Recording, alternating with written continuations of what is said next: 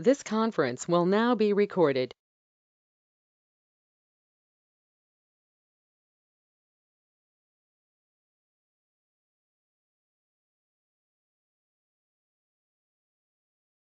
Okay, so on Friday we were going over the various topics that we will cover in our batch, and I was answering few of your questions. And today, what we will do is, before I get into the topics, the actual topic of Java basics, um, I wanted to do two things. One, wanted to go over each of the topic a little bit in detail. Wanted to show you the subtopics, the slides, what we will use it for each of the topics, so that you know exactly what is going to come out. Okay, that is going to be my first objective of today's demo session. And two, um, I will quickly go pick one of the topic in this entire list. Okay, and we'll go over a little bit in a fast track. This is more for the audience to get a view on the teaching style and the way these sessions are going to be organized, right? That is going to be part two. And if time permits, we'll get started with the Java basics, which would kickstart our batch. So that is the plan for today. Let me go over one by one. So the Java basics and the JVM basics. Let me Java basics and JVM basics. Let me open the slide. Okay. So what we will do with as part of the basics of Java and JVM is we'll go over why Java is still relevant, why it is very popular, why are we learning in fact the Java performance engineering. Okay, and then we'll go over a couple of key difference between JDK, JVM, JRE. You might have heard about all these components when you try to install any of the softwares like JMeter. Even for JMeter, you need Java, right? So we'll try to understand what are these three different components, and then for the first step for you to make any Java application to work in your machine is to set the environment, right? Setting up your Java environment. We'll go and see how to set those Java environment variables. Okay, and then more into when it comes to Java application, right? So I was telling that earlier. Whatever problems we are going to find out, whatever bottleneck we are going to identify, we are going to talk about class. We are going to talk about method. We are going to talk about object. So it is very important for you to understand how the any Java program is written more from a skeleton perspective, and we'll also try to understand the objects and classes. That's a very minimum thing what I wanted to cover from a Java basics perspective. Okay, and so that it won't be a complete black box or complete uh, Greek and Latin when I was going to talk about when we are going to look into the some of the bottleneck analysis later. So for that we'll go over these basics, and this bit of Java programs, right? The one of the recommendation from me would be we are not going to become a developer, right? We are going to be a application performance engineer, but it is always good to have a kind of a programming and so on, very small basics and so on, right? Creating some couple of class files, creating an objects, adding some external files, making a DB connection, making HTTP connection. So this piece of Java program, I would probably will try to have a session later, maybe some of the Saturdays, or after some 50% of our sessions are over. Maybe I'll have one session for you to get some kind of hands-on in Java. It will be little obviously useful in some point of time later. It will give you a lot of confidence when you start programming. It will give you a lot of confidence. So for an application performance engineer, that confidence is very, very important, right? You're not going to be a tester. You're going to find problems. You're going to find bottlenecks. You need to analyze it, right? That kind of a mindset you should have it. So getting some hands-on programming, though it is not mandatory, it is good to have. So this piece of Java programming hands-on will have it later leisurely at some point of time, some of the Saturdays or in between. Okay, and then we'll go and see what is jar, what is var, how to generate jars, how to generate var files, and then we'll go and talk about JVM architecture, various components of JVM architecture, components of JVM memory, stack and heap difference, right? All these things we will cover it from a, and then about the execution engine, your hotspot profilers, interpreter, what are the use of those things. So all these things are all something very important for you to know. All these things are all building blocks, right? Basics. So this is what we will cover it as part of the Java basics. Okay, and then let me go over back to the my slide. Okay, then we will start with the response time analysis or debugging issue, right? So what we will do is we will assume that we are in a project where a new application is deployed, and as a performance engineer, as part of the early performance engineering, we are going to work with developer to fine tune the response time or fine tune the memory. Okay, so with that as an objective, we'll start our actual sessions where let me open this. Yeah, so the first topic is going to be your, we will pick some problem statements. Say the problem statement is login response time is very high, or a view library in response time is very high. So then how are we going to troubleshoot this problem? Okay, what are the tools we are going to use it? What is the approach? So we'll go with this 8-step process, right? End to end. How are we going to validate from a browser, then the network, and then the Tomcat, and then the JProfiler. So how are we going to approach the response time problem from browser till your server and to the code, right? That is what we'll cover it in the debugging the response time analysis. Okay, we'll look into the Tomcat access logs, how to set up this access log, and then we'll go and configure the JProfilers, um, and then troubleshoot the response time problem with the JProfiler as well. Okay, so that is what you will see it in the response time analysis session. So we'll use a combination of JProfiler, access log, and Chrome developer tool. Just give me 1 second.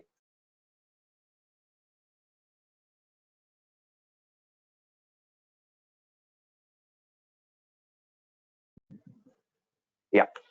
So similar to the response time analysis, as part of the early performance engineering in a new project for the new application, our next responsibility as a performance engineer is to optimize the memory, right? For every functionality, every page, right? A login, home page, whatever functionality you're going to have it, whatever the screens you're going to have it in your new application, a new module, we will go over these things one by one. That is the role of performance engineer, to see how we can optimize the response time, to see how to optimize your memory, or if there are any memory leak, how to identify the root cause of the memory leak. So with that, the Java EPEN stack, right? So we will have a basics about Java memory. Let me open the Java memory. So in that, we'll try to understand a little bit more about Java memory, how it is organized. Before we go and troubleshoot a memory problem, we'll go and understand how the memory works in Java, right? Difference between stack and heap, and then couple of examples, couple of illustrations for you to easily understand the difference between stack and how the stacks are loaded, unloaded.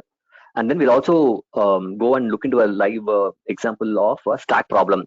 Most of you might have heard about stack overflow, right? Stack overflow error. That is one of the common error. I would say, rather, I won't say it is a common error, but it is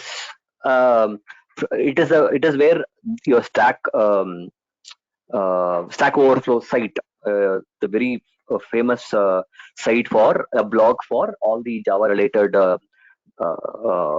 topics, right? So that Stack Overflow error, will try to recreate that error using a small program and understand why this error will come, when in the real project that error will come, and how we can mitigate that. So those things we'll look into it using a real program. Okay, and then we'll go and then we'll go to the problem statement of say analyzing a memory pattern for login for view librarian, and then we'll use a combination of again JVisualVM, JProfiler for your memory leak analysis. Okay, so that will be part of your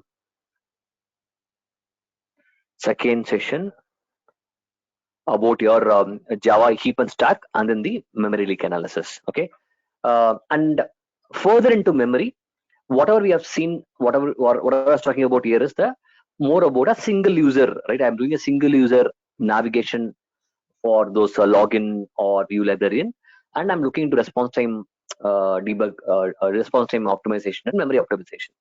But when it comes to memory, okay, arresting the memory leak with a single user is very, very important. But say not all the functionalities we can go and do this profiling, right? It is not going to be very practically possible. So there might be some leaks which we might not be able to identify during the early engineering. So what happens is those leaks will compound, and when you do a load test or when you do endurance test, you might see a memory issue, or memory might keep on growing. That time we will do something called heap dump analysis, right? Heap dump analysis is more like taking a snapshot of all the memory while your application is running, and then we will analyze the heap dump using the some of the tools called there's a tool called Eclipse Mat. Okay, so we'll take a heap dump and then go and analyze it using the Eclipse memory analyzer tool. So we'll try to understand what are the common memory leaks, the JVM tuning flag related to the memory, and then during endurance test, soak test, what are the various memory pattern that we'll come across, what is good, what is bad, when we will take a heap dump, depending upon the pattern. Okay, so what are the various way to take the heap dump, and how to analyze the heap dump, how to automatically they take the heap dump. All these things we will discuss it during this the second topic of let me take the heap dump analysis. Okay, so we are in the row this. Okay, and then again we are still in memory. Okay, next part of memory is your garbage collection, right? So garbage collection is an extension to the memory. If garbage collection is not happening properly, that is where your memory leak is going to come, right? So we'll try to understand few of the concepts again. What is shallow heap? What is retained heap? How it is calculated? Why it is important? What is garbage collection? The relationship between stack and heap and the garbage collection. We'll try to understand with a very good examples, that so that we don't forget these concepts. What happens in a GC cycle? So see, though I'm showing slides, right? The slides are more for us to explain the basics and concepts. Behind the scene, everything we're going to run an application, create a problem, take the heap dump, do analysis using JProfiler for memory leak analysis. All these things will be accompanied by practical orientation only. Okay, for every topics we will use slides for understanding the concepts. Okay, and then GC, what happens inside the GC cycle? During GC, what happens? Exactly what it happens during GC. So because most of the time we will be looking into number of GCs and GC time, but it's always good to know what happens inside the GC. What is marking? What is deletion? What is compacting? We will try to I will try to explain you with a good example so that you won't forget these concepts. Okay, and about object promotion, your garbage collection object promotion. What are the various GC flags? Okay, and we'll use the JVisualVM plugins to visualize these object promotion from Eden Space to Survivor to Old Generation. What is the various flag, tuning flag, GC pass milliseconds, new ratio, Survivor ratio, all various tuning flags for garbage collection. We will look into it with some of the programs example. We will go and apply these flags as well. GC log analysis, how to set the GC log in your program, how to analyze the GC log, what are the various parameter we will be looking into it. Okay, so all these things is what minor and major GC. And we will go into the next section of GC collectors. What are the various algorithms available? Serial, parallel, concurrent. When to use it, why to use it, applicability of these collectors. That is how extensively we will be dealing with the garbage collection. So far, whatever I was talking about is completely on the memory, right?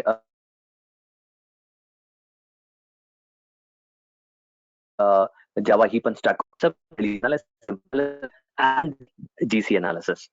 Okay, so that is how the comprehensive sessions are going to be with the memory. Okay, then comes your threads. Let me open the threads. So next important tuning or configuration that you will do it on your application is on the threads. So JVM and threads, open it. Okay, so in the threads we will try to understand again from a initially from a concept perspective. Okay, what are the threads, how it is related, how the threads and process are organized in a JVM, and then we'll try to go understand a little bit about how thread works. We'll go and compare analogy between a Swiggy, Zomato, and a thread, because the way it works, it waits, it terminates, all these things are all a little similar, so that this analogy is no for more from us to understand threads better, how the way it operates. We'll go and try to understand what are the various states of the thread. Okay, and what is the meaning of each thread, and we'll go and see it visually using your visual VM tool as well, right?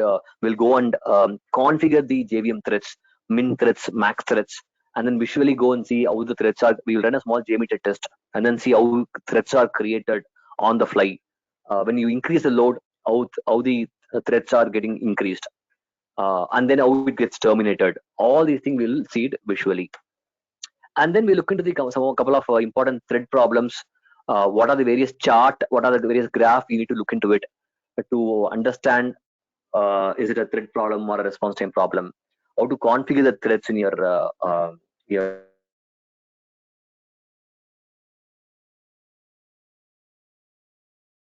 in your Tomcat. And importantly, we will look in, and then synchronization problem or problems. So during a load test, whenever a CPU is very high without any reason, all are getting increased, right? Then anticipate there's a problem is a thread. But what is the thread dump? When to take the thread dump? How to take that thread dump? What is the approach we will follow? Consecutive thread dumps, how to take it, and then the commands to take the thread dump, and then how to analyze the thread dump. So all these things practically we are going to look into it. And since we are using the actual application and a code, we'll also explain what is the root cause of this thread problem, a synchronization problem, how to avoid this problem. All these things we will practically look into the code as well to better understand the concepts and the problem. Okay, so that is what we are going to look into from the JVM threads, Java threads perspective. Okay, so all the three topics are related to the Java threads, thread contentions, and thread dump analysis. Okay, so after that, we will move on to the client-side analysis. As I said, another important, interesting topic, client-side analysis.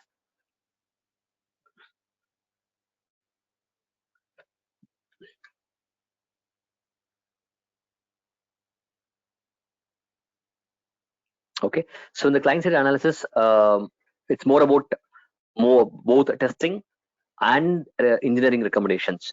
So here we will try to understand what the browser response time is very important from an end user perspective. Why it is required and how to do it. A top-down approach towards client-side analysis. We will look into it as a first-time user, as a repeated user, and then we will look into some of the very important APIs, which is available in all the Chrome, IE, or Firefox. The Paint APIs, what it is, how to execute those Paint APIs in the Chrome browser. What is the importance of first Paint, contentful Paint, fully loaded Paint. And then we also look into the one more API called Navigation API. Again, one more JavaScript, how to execute that JavaScript in the Chrome browser to get some of the important metrics like time to first byte, downloading time, your entire load time. Okay, and then what is a report we will publish for end user experience, and we'll go and practically use a sample application to go and get these metrics and fill this table as well. And then depending upon the data, what we get for time to first paint or page size with cache and without cache, accordingly, the next level of engineering will come into picture. So engineering is more about optimizing your response time or reducing your page size, right? So we'll look into a couple of important optimization, all with some live examples, resource compression, minifying your JavaScript, combining the style sheet on JavaScript, cache expiry header, content delivery network. All these things we will look into it with an example, how to apply these optimization techniques. Okay, so this is what we are going to look into it from a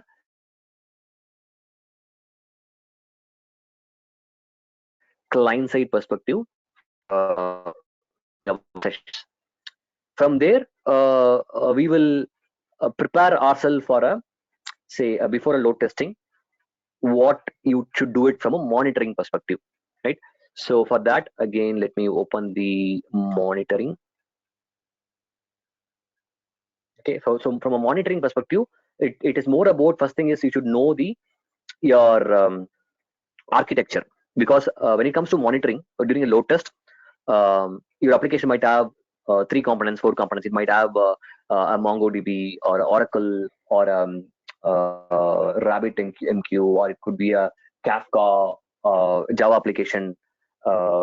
It could be anything, right? Microservices. So it's very important for you to study the application architecture. So we'll go and understand as far as the monitoring strategy, how should you approach it, your monitoring strategy, to make sure that you have a right set of tools for you to monitor every components. So we'll go about understanding this concepts of preparing a monitoring strategy. And then as part of the monitoring, we'll go and learn a couple of important monitoring tool. One is your open source monitoring for your infra, Linux and Windows OS, Tickstack, Telegraph, Chronograph, InfluxDB. So again, practically we'll go and configure all these components and then try to create dashboards and then see how we can monitor your important metrics during your load test. From there, we'll go to the AppDynamics, which is an APM tool, application performance monitoring tool. We'll again go and understand how to set up this AppDynamics in the cloud, how to configure your sample Java application with the AppDynamics agent, and then we'll go over all these things one by one. The business transactions, how to monitor application in AppDynamics, what are the various components we will be looking into it. In fact, irrespective of AppDynamics or Dynatrace, in any APM tool, this is what we will try to do, right? So what are the various sections of APM tool which we will do monitor, how to diagnose the response time problem, how to monitor a third-party call or database call. So all these things we'll run a test and then monitor all these components.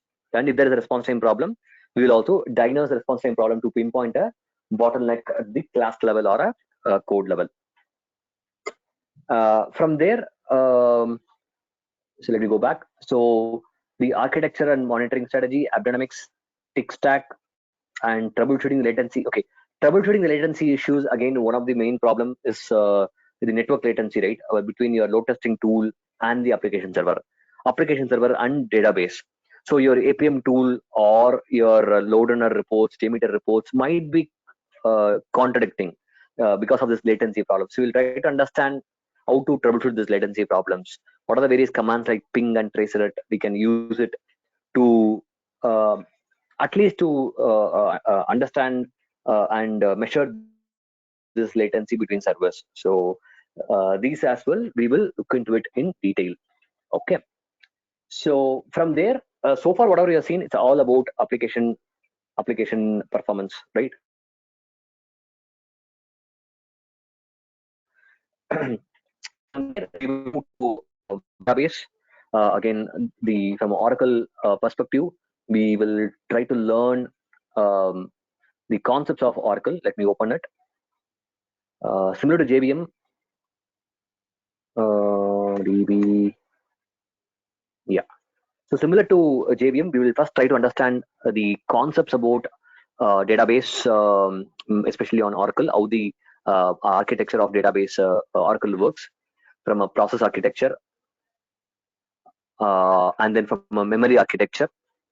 Okay, and then we'll try to understand very important concepts about parsing, sow parsing, out parsing, how it is going to impact your response time, your cache hit ratio or a buffer cache, how it is important from a performance perspective. All both the components are very important when it comes to database performance, your parsing and buffer cache.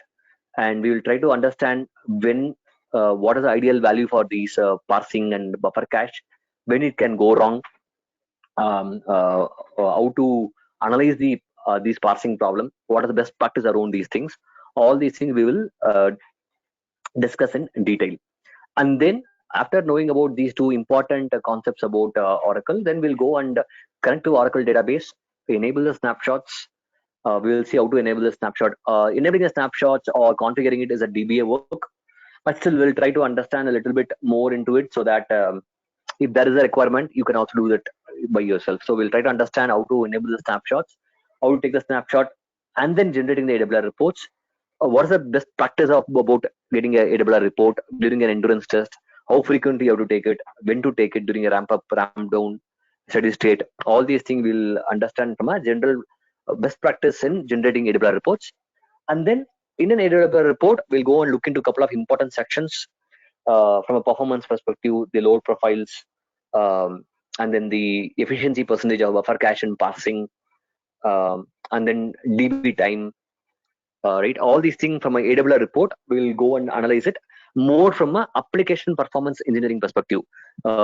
Please note, we are not a database performance engineer. We are an application performance engineer. Database engineering or database DBA's role is very niche. That's a very separate role altogether. We are not going to be database engineer.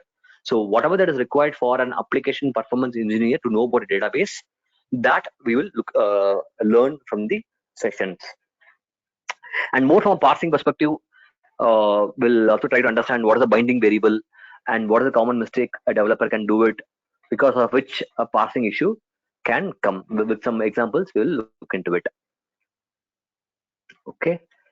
So, and then we will move on to the non-functional requirement and engineering strategy, more towards what is NFR, what are the various components of the NFR, why we should need an engineering strategy for a agile project.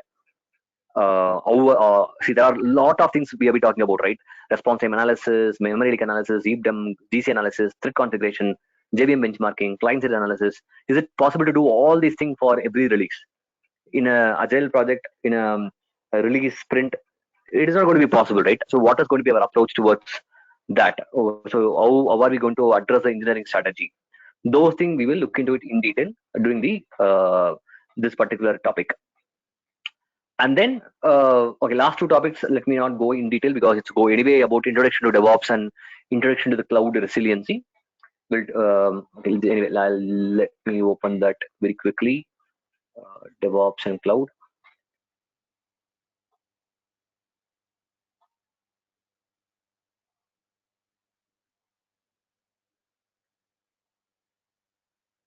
Okay, it's here.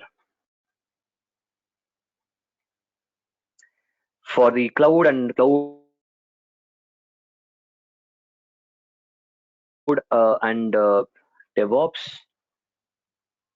This is for most of the cloud. Cloud will try to understand what is the migration of data center to cloud, why it is done, what are the benefits. Because main important thing they will look for cloud migration is scalability. So we'll try to understand what is scalability, what is on-demand provisioning, what is auto scaling, why it is important, how to test the auto scaling, how the auto scaling works in terms of giving you more missions and then removing the additional missions, how the auto scaling works, what is resiliency, basics of resiliency. We'll try to understand from basics how to test the resiliency of an application, CPU chaos, memory chaos, server crashes. All these things we will try to understand from a resiliency perspective. And then what it is going to change, your engineering from a data center application to cloud application, what it is going to say change, what is the performance engineering approach for cloud versus non-cloud. Those as well we will look into it from a basics perspective. Okay, and similarly from DevOps, let me open the DevOps very quickly.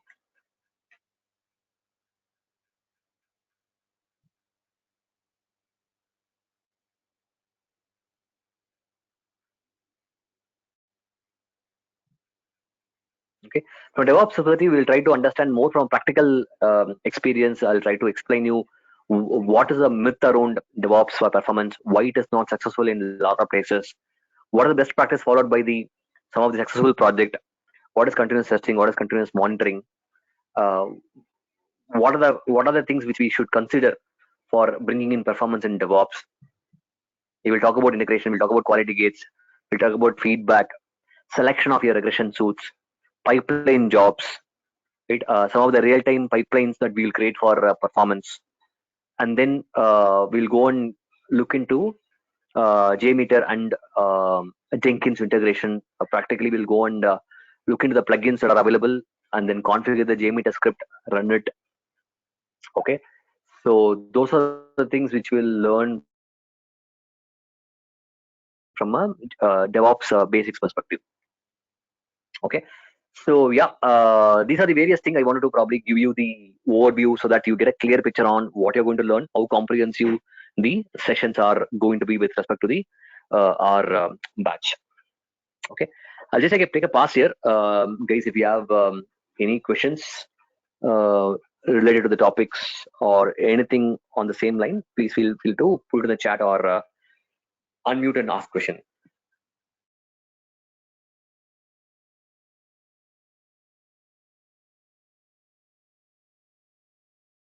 Hi Satish, this is Sridhar.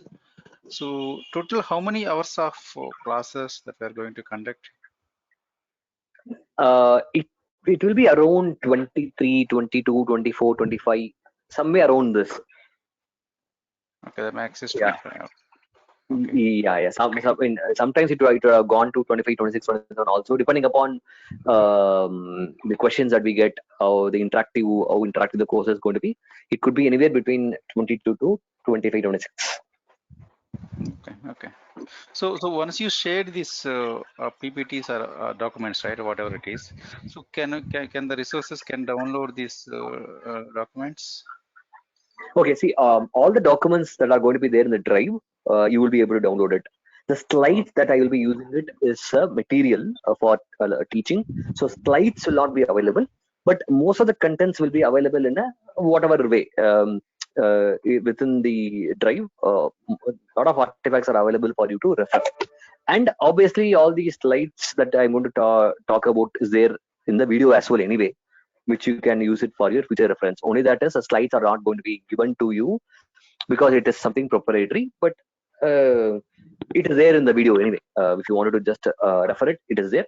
And most of the useful content that is required for your later reference, it is going to be uploaded to the drive as well. Okay, thank you. Yeah. As I said, after one day, the videos will be available. Tomorrow afternoon, the video for today will be available for your reference. Okay. Yeah, and there's one more question. will you teach AWR report? Say yes. See, from a AWR perspective, from application performance engineering, we will definitely that will be part of the our learning course. Definitely. Satish, how about the other tools like these are specific to JVM, these are related to Java technologies again here. So if we are having other kind of technologies, applications which we are developing internally, so how we have to correlate for analysis? Do you have any approach for that or? Yeah, I think I answered a similar question the other day as well. See, obviously there are going to be a lot of platforms, technology, .NET, Python, lot of other technology as well. One, we cannot include everything in one single batch. We have to start somewhere, and Java is the best thing to start. Once you start applying the engineering concepts, right? Then for every other application, everything is going to involve CPU. Everything is going to run on a threads. Everything is going to occupy memory. Right? So which means every programming language will have a CPU problem or a thread problem or a memory problem or a response time problem. Then you may have to, similar to the way we are learning these concepts of heap, stack, how the GC works, GC logs, heap dump, thread dump, right? Similar to that, say if it is a Python, right? Python for a web-based application, they might use Django or Flask, whatever it is, right? You may have to do a little bit of research on, okay, how the memory works in Python.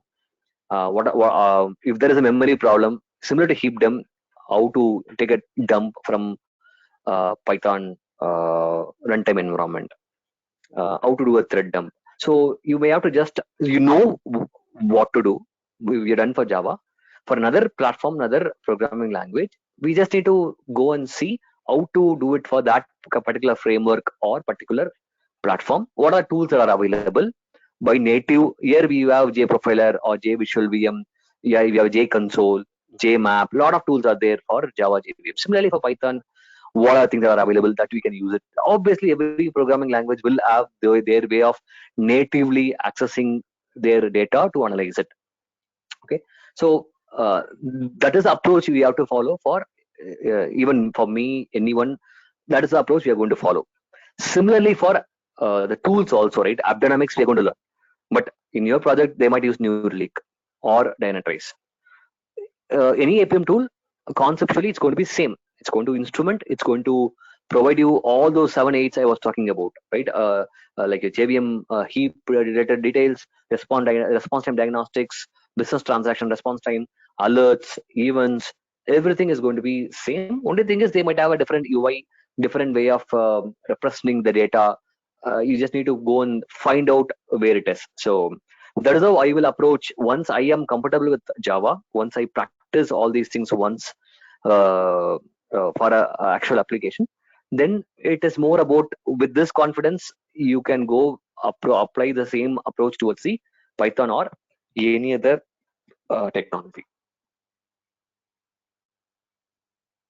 Okay, thanks. Yeah. Satish, are we going to do some profiling also? Performance profiling? Okay, so see, all the response time diagnostics here, everything is going to involve profiling, right? So we are going to use JProfiler for profiling to debug a response time problem at the code level, to identify memory leak at the code level. For both profiling we will do it, and we will use JProfiler. Okay. Yeah. One more question on thread dump. So what we will learn in thread dump analysis. See, normally when you run a load test, the problem could be a memory. You might see a improper memory pattern. Memory might be keep on increasing. That time we will anticipate there's a memory problem and we'll go and take a heap dump.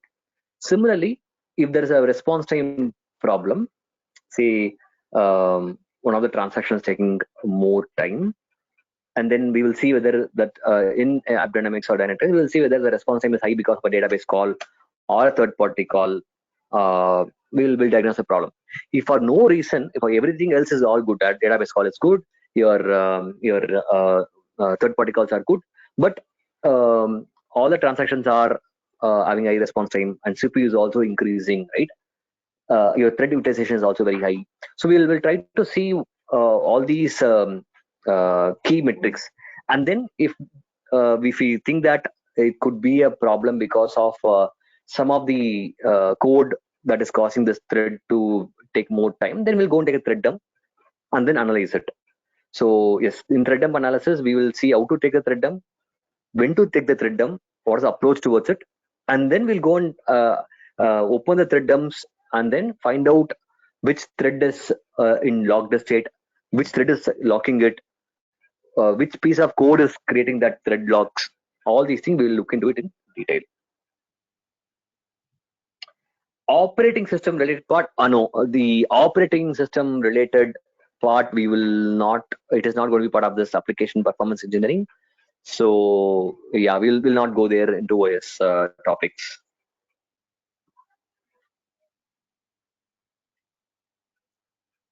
Okay. Any other questions, guys? Satish, I have a couple of questions.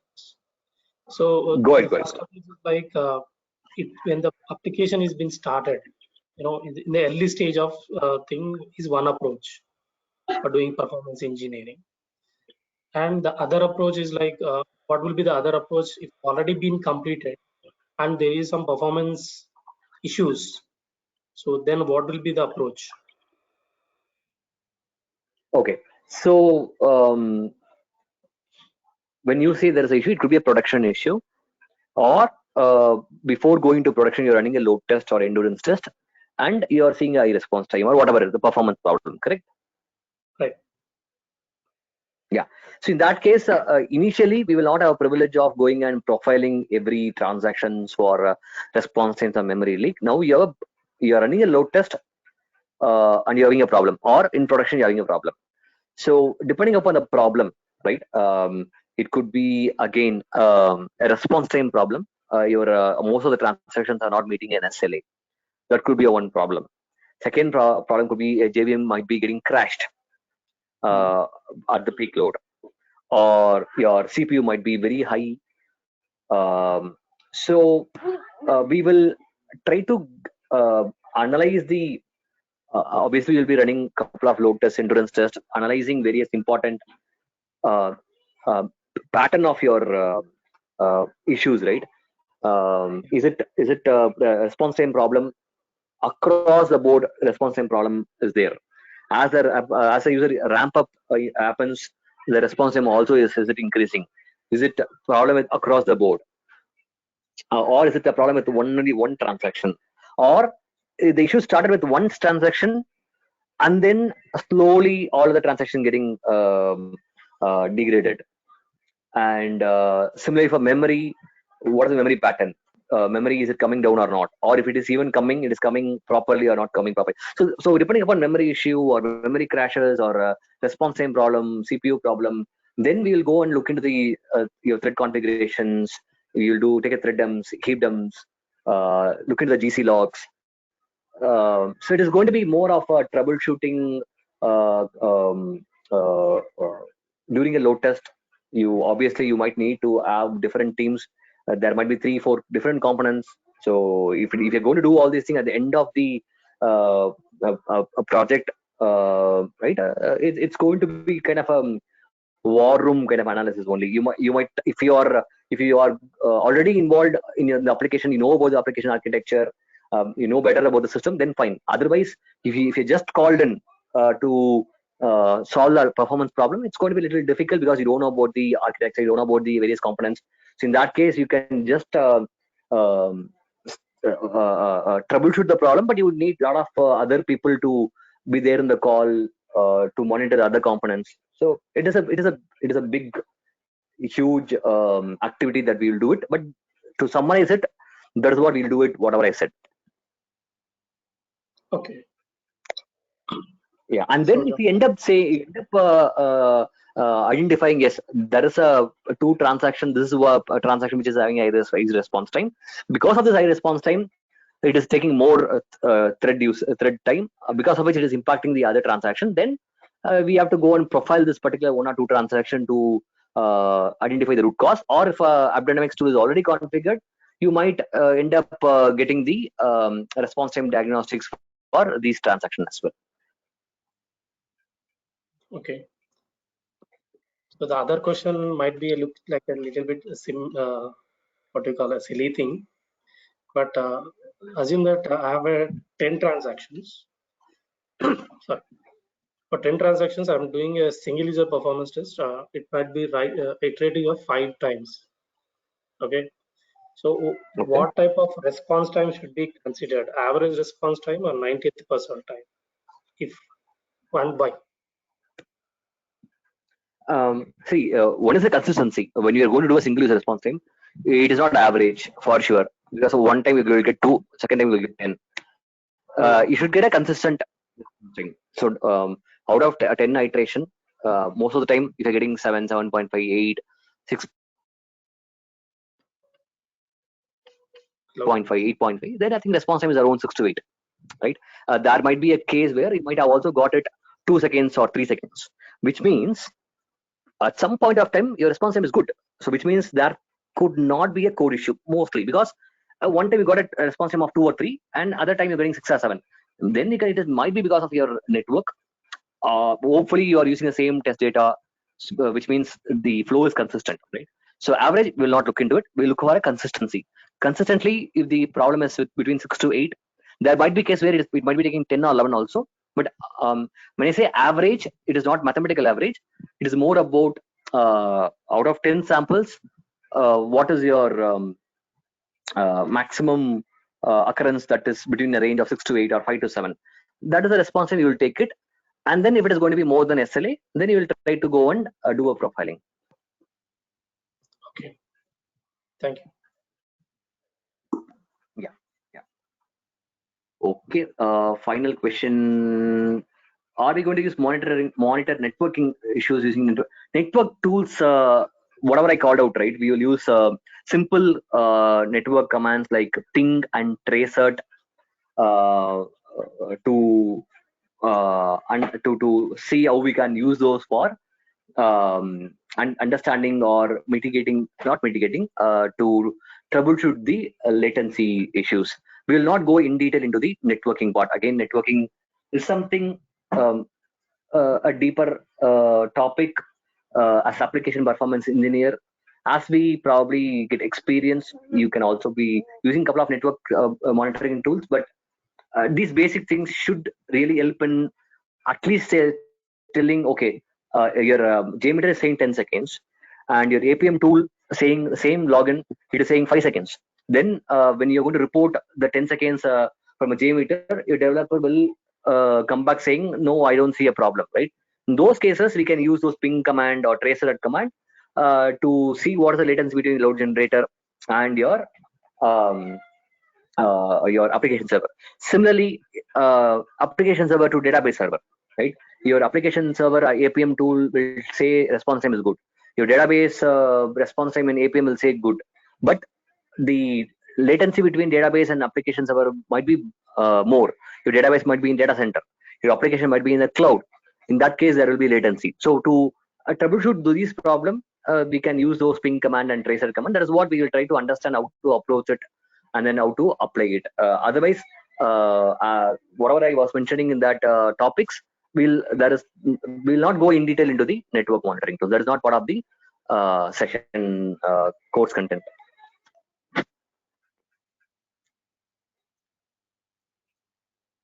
Okay, fine guys. I think it's almost 10.